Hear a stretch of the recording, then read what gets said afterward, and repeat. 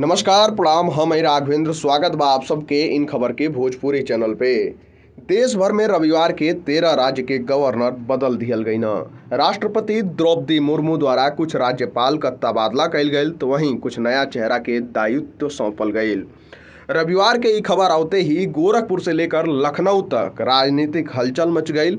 काहे कि भैया उत्तर प्रदेश की राजनीति का 3 चेहरा अब से राज्यपाल की भूमिका में बने। अभी बिहार के राज्यपाल का जिम्मेदारी संभाल रहल फागू चौहान के मेघालय का, एमएलसी और बीजेपी उपाध्यक्ष लक्ष्मण आचार्य के सिक्किम का राज्यपाल बनावल गईल। तीसरा और सबसे अहम नाम शिव प्रताप शुक्ला का।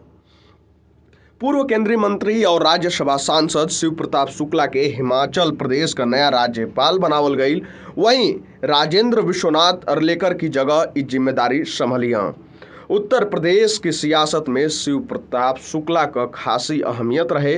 बीते करीब 4 दशक के राजनीति में सक्रिय शुक्ला का बड़ा ब्राह्मण चेहरा के तौर पर मानल जाला।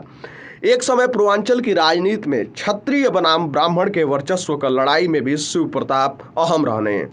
गोरखपुर विश्वविद्यालय में पढ़ाई के दौरान ही राजनीतिक रूप से सक्रिय हो गई ने। शिव प्रताप शुक्ला पहली बार 1989 में गोरखपुर शहर से विधायक बनने।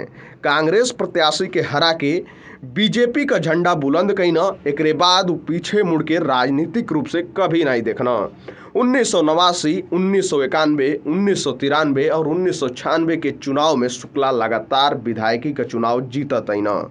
वहीं यूपी कैबिनेट में मंत्री भी रहना। लेकिन यही समय गोरखपीठ के उत्तराधिकारी योगी आदित्यनाथ राजनीति में सक्रिय हो गई ने और 1998 में योगी आदित्यनाथ सांसद चुनल गई न। योगी गोरखपुर के सांसद रहने और शिव प्रताप शुक्ला विधायक।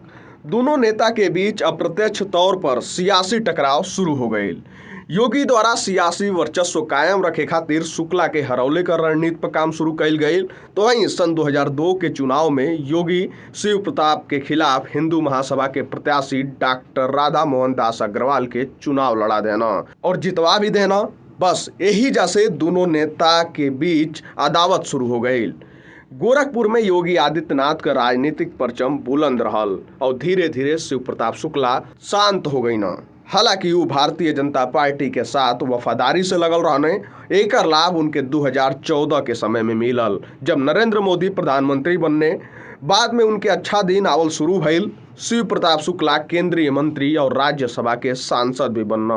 इतना ही नहीं, पिछले साल 2022 में संपन्न भइल विधानसभा चुनाव से पहले बीजेपी उनके ब्राह्मण समाज के साधले खातिर जिम्मेदारी भी सौंप देलस। हालांकि योगी और शिव प्रताप कई बार सार्वजनिक तौर पर एक साथ मंच साझा करत हुए नजर भी आयल लोग। रवि किशन के गोरखपुर लोकसभा से चुनाव लड़ने के वक्त भी दोनों नेता मंच पर रहे लोग। हालांकि राजनीतिक विशेषज्ञ का मानल ई बाटे कि दोनों के बीच अंदर खाने का सुगबुगाहट चलत रहेला। लेकिन यही बीच शिव प्रताप शुक्ला के अब राज्यपाल का जिम्मेदारी सौंप दियल गई बाटे।